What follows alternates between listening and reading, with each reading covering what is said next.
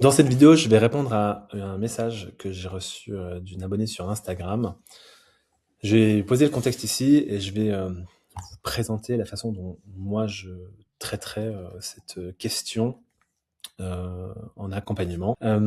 Alors, pour poser le contexte, j'ai eu une enfance violente après le décès de ma mère. Bizarrement, je me souviens de ce souvenir très très jeune, de mes 3 à 6 ans, l'âge de la mort de mes 9 ans jusqu'à mes 15 ans.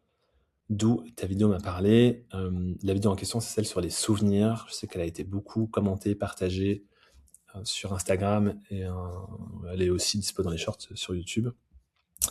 Et en creusant, elle précise, c'était chaud, mais ça m'a forgé, sachant que pas sûr d'avoir envie de creuser, en tout cas cette absence de souvenirs. Mais cela me permettrait sûrement de comprendre certaines de mes craintes et de mes peurs. Alors je te confirme, pour te répondre directement, oui, tu vas comprendre certaines de tes craintes et de tes peurs, mais en fait, tu as peur d'y aller. Et c'est intéressant en fait d'avoir peur. Parce qu'en fait, ce qui se passe, c'est que la vie, c'est pas tellement ce qui t'arrive, c'est comment tu y réponds, comment tu y réagis. Quand tu es enfant, bah, tu réagis du mieux que tu peux avec ce que tu as, c'est-à-dire pas grand-chose. Donc concrètement, tu as besoin de tes parents pour expliquer les choses, mettre des mots sur ce qui est parfois irrationnel. On ne reconnaît pas dans le contexte comment est mort la maman, même si ça a peu d'impact. C'est simplement quelle histoire a été racontée autour de ça, d'une part, mais surtout comment tu l'as vécu émotionnellement. Et du coup, la réponse à comment tu l'as vécu émotionnellement, elle est claire, absence. En gros, plus de souvenirs. C'est très clair, avant le décès, beaucoup de souvenirs, en gros de la joie, bim, il y a quelque chose qui arrive, événement tragique sur lequel tu n'as aucune maîtrise. Et en fait, ce qui est important dans ce moment-là, c'est comment tu es accompagné à gérer ton émotionnel. Et très souvent, malheureusement, le défi de notre génération par rapport à la génération d'avant, c'est l'émotionnel. Et eux aussi, ils ont fait du mieux qu'ils ont pu par rapport à ce qu'il y avait. Et en fait, bah, nous, c'était pas suffisant. Et en l'occurrence, pour toi, c'était pas suffisant. Ce qui fait que, ben, une des techniques les plus souvent utilisées par le cerveau, qui est là, encore une fois, pour ton bien, pour assurer ta survie en tant qu'être humain, c'est le blackout. C'est je coupe tout. En fait, c'est comme si tu t'imagines, tu débranches, en fait, ton cerveau. Alors, ça ne veut pas dire que tu étais débile ou que tu as vécu en mode zombie.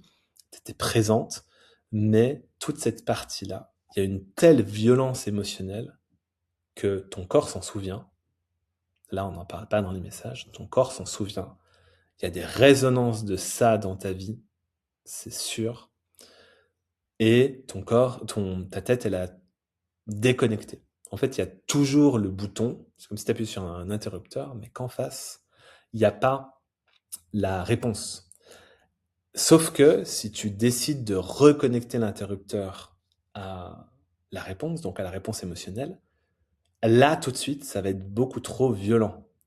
Parce que ça a entraîné comme un shutdown. Vraiment, c'est ce truc de je coupe lorsqu'il y a eu ce choc-là. Et si tu reconnectes aujourd'hui de manière sauvage ce truc-là, tu auras de nouveau un shutdown. Et ça, c'est pas envisageable pour ton cerveau, pour ton mental. Donc, il va te dire, on n'a rien vécu. Intéressant d'ailleurs, c'est que euh, il y a toujours des avantages et des inconvénients dans chaque situation. Okay, si on ne s'en souvient pas, si tu ne te souviens pas de cette période-là, c'est que tu as plus d'avantages à ne pas te souvenir de ce qui s'est passé que d'inconvénients à te souvenir de ce qui s'est passé. Et je le précise toujours en accompagnement, ça c'est ni bien ni mal, c'est comme ça. L'idée c'est de sortir de ce truc dans lequel tu es ta situation, c'est que souvent on va se comparer et on va dire oui mais moi je me souviens pas, mais je suis pas normal. En fait c'est comme ça. Tu as réagi toi-même par rapport à ta propre histoire, par rapport aux capacités que tu avais à l'époque, par rapport aux capacités que tu as aujourd'hui. C'est comme ça. L'idée c'est ok, là je constate, c'est pour ça que cette vidéo a parlé à beaucoup de gens, qu'ils se constatent aussi qu'ils ont des trous de mémoire. Et c'est un premier point de départ. Ensuite, ce qui fait que ça va t'empêcher d'y aller, Déjà, c'est de revivre en toute sécurité cette décharge émotionnelle parce que du coup, ton cerveau a capté qu'il n'était pas en sécurité au moment où il a vécu ça, donc blackout. Donc, on peut s'y reconnecter. Ok. L'idée, c'est attention de bien se reconnecter à l'émotionnel et non pas au souvenir parce que tous les souvenirs sont faux puisque le souvenir est reconstruit à chaque fois. Je pourrais réexpliquer en détail comment ça fonctionne, mais on s'en fout du souvenir. C'est pas forcément le plus important, en tout cas, c'est ce que je veux dire. C'est que ce qui est important, c'est l'émotionnel qui est associé à ça. Parce que cet émotionnel, la vie, elle va te le faire revivre dans plein de cas différents. Et l'autre problématique dans ton cas, c'est que c'est jamais très simple. C'est toute la complexité de l'être humain, c'est qu'il y a des connexions de partout. Et là, tu la mets et c'est déjà très bien, tu vois, que tu arrives déjà à faire émerger ça en conscience. C'est qu'en fait, cet événement-là, ça a été un choc. Pendant une certaine partie de ta vie, nécessairement, il y a eu un blackout. Mais de ce truc-là, t'en as tiré une force dont tu te sers aujourd'hui. Et en fait, ce qui se passe, c'est que dans l'état actuel de ta conscience aujourd'hui ou de ton inconscient, c'est si tu décides de rappuyer sur ce bouton, donc de réaccéder à tes souvenirs et donc de revivre l'émotionnel, il y a une partie de toi qui croit que cette force-là, tu vas la perdre. Parce que, en fait, la partie qui est forte en toi, en fait, on est des êtres avec des parties différentes, ok, c'est comme ça, c'est encore une fois, c'est ni bien ni mal, c'est comme ça. La partie qui existe parce qu'elle est forte, celle qui t'a forgé, celle qui t'a donné cette force de caractère, peut-être, des fois même ça va dans ton travail, dans tes relations, elle est bâtie sur une blessure émotionnelle. Et donc, souvent, on croit, à tort, je te donne un peu le plot twist, c'est que on croit à tort que si on guérit ce truc émotionnel-là, eh ben on va perdre notre force. Mais en fait, non, justement. Donc la question, c'est qui croit ça? Quelle partie de toi croit à cette histoire? Eh ben, la partie qui a été blessée. Parce qu'en fait, ce qu'elle souhaite, c'est ton bien aussi. C'est qu'elle souhaite que tu revives cet émotionnel-là à l'intérieur, en toute sécurité cette fois-ci, en la retraversant. Et quand tu la retraverses, du coup, tu es en paix avec ton histoire, tu gardes ta force, mais il y a un peu une partie de toi, et c'est des mots forts, et je sais que ça peut être violent, mais c'est comme ça, en fait, c'est qu'il y a une partie de toi qui va mourir.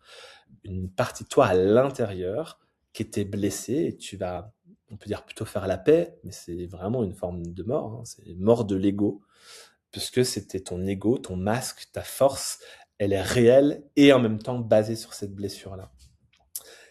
Et donc, nécessairement, bien sûr que dans cette partie d'ombre-là, il y a tes craintes, tes peurs, évidemment, parce qu'en fait, c'est comme s'il y avait une partie de toi qui s'était arrêtée. C'est-à-dire qu'il y a une partie de toi qui s'est arrêtée, alors elle n'est pas morte, elle s'est arrêtée à l'âge de 6 ans, et tu l'as retrouvée un peu après, parce que le temps faisant, la vie avance. Mais simplement, il y a une partie de toi qui attend. C'est comme s'il y avait une petite fille, en l'occurrence pour toi, ou un petit garçon, qui attend qu'on revienne le chercher, la chercher, remettre des mots pour revivre l'émotion. Donc ça peut être brassant, nécessairement en termes émotionnels. Mais ensuite, tu t'en libères.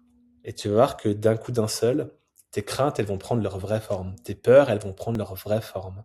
Des peurs que tu pourrais avoir, par exemple, et ça c'est une supposition, on a échangé deux messages, c'est compliqué d'aller plus loin, mais ce qui pourrait découler de ça, c'est la peur de perdre des relations, la peur de se dire ça va s'arrêter à tout moment. Donc pour éviter de revivre ce truc ultra violent que tu as vécu, tu peux tomber dans ce que les Anglais appellent le people pleasing, donc en gros faire toujours plaisir aux autres. Parce que tu te dis, ouais mais moi j'ai vécu un truc horrible, j'ai perdu quelqu'un d'hyper proche, je veux jamais revivre ça, donc je vais tout faire pour faire en sorte que les gens ils m'aiment ou qu'ils restent toujours avec moi. Parce que dans le décès de ta mère, il y a cette violence de perdre quelqu'un, mais il y a aussi le fait que il y a un de tes parents qui ne te donne plus d'amour. Donc, comment je fais pour récupérer cet amour-là? Et c'est là où des fois on va adopter des stratégies derrière pour aller le chercher par d'autres biais. Ça prend plein de choses et là je ne parle pas de toi. Ça peut être effectivement des comportements de people pleasing ou des fois ça peut être des addictions. Ça peut être des comportements déviants et du coup l'idée c'est de voir ça non pas comme un problème mais comme la solution au problème qui est cette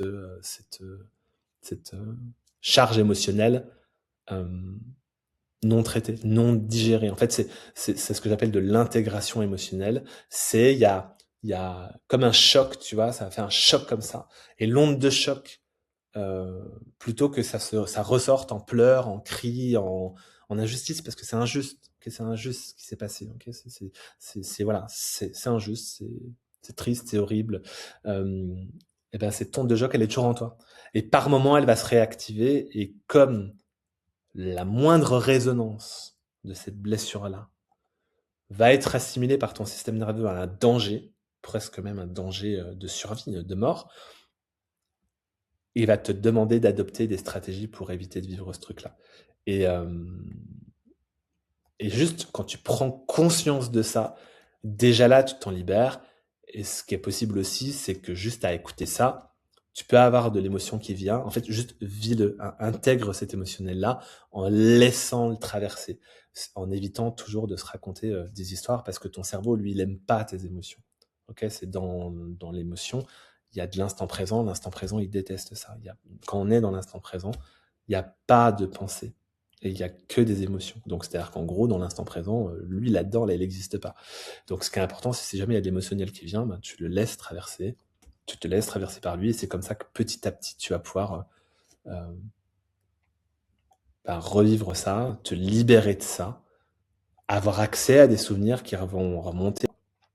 Et il y a aussi beaucoup de comportements qui peuvent tomber naturellement. Voilà, j'espère que ça t'aide. Et puis, si tu as d'autres questions, si les personnes qui voient ça ont d'autres questions, vous pouvez m'écrire. J'essaie de répondre à tout le monde en faisant des vidéos pour vous donner des pistes, pour comprendre un petit peu ce qui se passe. Et voilà. À bientôt.